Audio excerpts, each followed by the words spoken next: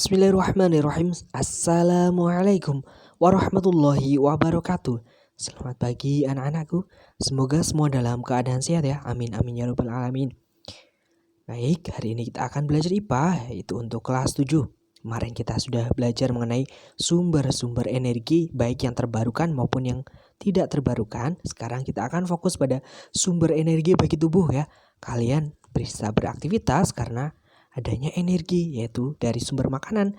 Ada apa saja? Wah, di sini lezat sekali ya. Ya, ada protein, protein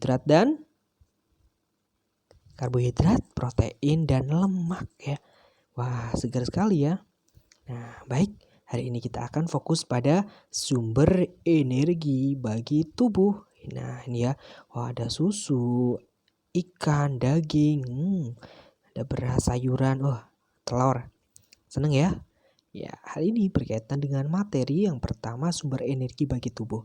Dalam mencerna makanan, makhluk hidup tidak bisa mengubah energi kimia menjadi energi yang dapat dimanfaatkan oleh tubuh. Nah, yang pertama, sumber energi adalah karbohidrat. Apa? Yaitu sumber tenaga sehari-hari. Contohnya adalah nasi, kentang, ubi. Nah, misalnya nasi, ya kalian makan nasi, kemudian membentuk molekul organik. Nah, di sini adalah dipecah menjadi molekul yang sederhana dari molekul organik tadi. Kemudian diserap ke dalam tubuh dan diedarkan ke sel tubuh. Kemudian sumber protein. Ada ikan, daging, dan telur ya. Berfungsi membantu pertumbuhan otak dan tubuh. Kemudian lemak diubah menjadi glukosa saat tubuh membutuhkan energi. Di sini kacang-kacangan ya. Kemudian keju, daging. Nah, misalnya pencernaan makanan itu ada namanya katabolisme, yaitu ikatan kimia nutrien kemudian energi kimia disempat dalam bentuk ATP atau energi ya. Besok bab terakhir ya atau lanjutan dari energi kalian akan membahas mengenai transformasi energi. Kita akan fokus dulu pada sumber energi bagi tubuh. Yang pertama karbohidrat. Ini sumber-sumbernya ya. Kemudian adalah protein, ya ada kacang-kacangan. Kemudian yang terakhir, yang ketiga adalah lemak. Ayo kita bahas satu persatu mengenai sumber energi bagi tubuh. Yang pertama karbohidrat. Fungsinya adalah sebagai energi bagi tubuh. 1 gram karbohidrat itu sama dengan 4 kilokalori atau 16,8 kilojoule. Nah, pencernaan karbohidrat itu akan dipecah menjadi gula sederhana dan diserap oleh tubuh. Nah, karbohidrat disimpan dalam lemak dan glikogen. Kekurangan karbohidrat kalian biasanya gimana? Wah, menjadi 5L ya, lemah, letih, lesu, nah lunglai dan lainnya. Kemudian kurus, semangat kerja kalian akan menurun ya. Belajar kalian belum makan kan lemes ya. Kemudian daya tahannya jadi berkurang. Nah, sumbernya ada apa saja? Ada karbohidrat, beras, jagung, gandum, kentang, umbi-umbian, buah-buahan dan madu. Nah, ini ya. Wah, itu adalah sumber dari karbohidrat. Kemudian ada jenis karbohidrat ya. Nih, dalam kimianya ya, ada namanya monosakarida nih, biasanya gugus ya. Ikatan gugus, nanti kalian besok SMA lebih mendalam ya. Ada namanya jenis karbohidrat pertama monosakarida. Mono itu yang satu ya. Nah, contohnya adalah glukosa, fruktosa, galaktosa. Kemudian disakarida berarti di itu berapa? 2 ya. Ya, kemudian contohnya sukrosa, maltosa dan laktosa. Kemudian yang ketiga adalah polisakarida. Poli artinya banyak ya.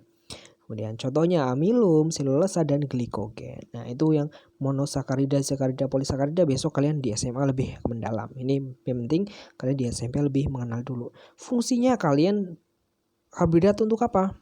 Sebagai sumber energi, menghemat protein dalam tubuh, sebagai pengatur metabolisme lemak, membantu melancarkan pencernaan dan membantu penyerapan kalsium.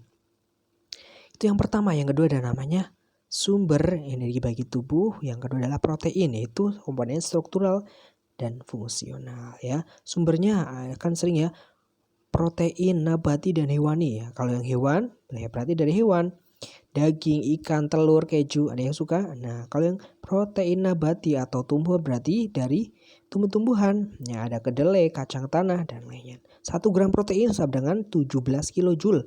Nah, kekurangannya menyebabkan busung, lapar ya. Bahaya sekali. Ini adalah kacang, kemudian di sini adalah susu, ada ikan. Wah, enak ya. Itu adalah sumber protein. Kemudian Jenis protein, nah perbedaannya. Perbedaan ya. Kalau yang protein sempurna berdasarkan kandungan asam amino itu mengandung asam amino lengkap dalam jumlah yang mencukupi. Kalau yang kurang sempurna di sini adalah mengandung asam amino jelas berarti lengkap, tetapi beberapa jenis asam amino tersebut ditemukan dalam jumlah yang sedikit. Kalau yang tidak sempurna berarti tidak mengandung asam amino esensial. Fungsinya kalau yang sempurna memenuhi kebutuhan asam amino tubuh sehari-hari, memenuhi kebutuhan protein untuk pertumbuhan, memelihara jaringan tubuh yang aus atau rusak. Kalau yang tidak sempurna ya memenuhi kebutuhan asam amino sehari-hari hanya 2 fungsi ini. Nah, kalau jelas kalau tidak sempurna ya hanya menghasilkan energi, tapi tetap ada. Kemudian contohnya di sini yang sempurna, kasein dalam susu, albumin ya. Nah, telur ya, yang putih-putih itu. Kemudian yang kurang sempurna, nah ada legumin pada kacang-kacangan dan gliadin pada gandum ya. Kemudian ada yang tidak sempurna berarti zein pada jagung. Perannya untuk apa? Yaitu sumber energi, membantu membangun sel-sel tubuh, mengatur menjalankan metabolisme, membentuk sistem kekebalan tubuh dan menjaga keseimbangan asam basa dan keseimbangan cairan tubuh. Nah, yang terakhir yang ketiga adalah lemak. Fungsi cadangan energi ya pelarut vitamin A, D, yaitu vitamin A, D, E, K. 1 gramnya itu paling tinggi ya. Berapa? 38 kilojoule. Disimpan di bawah kulit ya. Ada yang punya banyak lemak ya. Sumbernya kalau yang dari hewani berarti daging, telur, susu, minyak ikan. Kalau yang dari tumbuhan atau lemak nabati berarti dari tumbuhan. Kelapa, kemiri, kacang-kacangan, avokado ini. Yang A ini adalah contoh minyak dan biji-bijian ya. Contoh dari lemak tak jenuh. Kalau yang B adalah margarin. Contoh dari lemak jenuh. Apa itu lemak jenuh dan tak jenuh? Nah, ini bedanya. Kalau yang jenuh itu bentuknya dapat mengendap dan memadat pada suhu ruangan. Kalau yang tidak jenuh berarti berwujud cair pada suhu ruangan. Kandungannya kalau yang lemak jenuh itu mengandung kolesterol ya. Itu penyakit juga bisa ya. Kalau yang tidak jenuh berarti tidak mengandung kolesterol. Sumbernya kalau yang jenuh daging, santan, krim, margarin, ada yang suka? Nah, itu ternyata jenuh mengandung kolesterol ya. Kalau yang tidak jenuh, nah kacang-kacangan, kacang almond, alpukat, mete ya. Kalau yang dari jenuh ganda, tidak jenuh ganda tadi yang tunggal ya. Kalau yang ganda itu ada ikan salmon, kacang tanah, biji jagung, biji bunga matahari, ada yang suka kuaci. Nah, ini ya. Ternyata lemak tidak jenuh yang ganda. Ini ada contohnya kacang dan keju. Fungsinya apa? Sebagai sumber energi, sumber asam lemak esensial, melautkan vitamin, membantu menghemat protein dan menjaga suhu tubuh dan melindungi organ. Baik, tadi mengenai pembelaan hari ya, mengenai sumber energi pada tubuh. Ada lemak, protein, dan karbohidrat. Ayo kita jaga bareng-bareng kesehatannya. Ya, terima kasih. Cukup sekian pembelajaran ini, semoga bermanfaat. Tetap jaga kesehatan ya dengan mengkonsumsi makanan yang sehat dan bergizi. Assalamualaikum warahmatullahi wabarakatuh.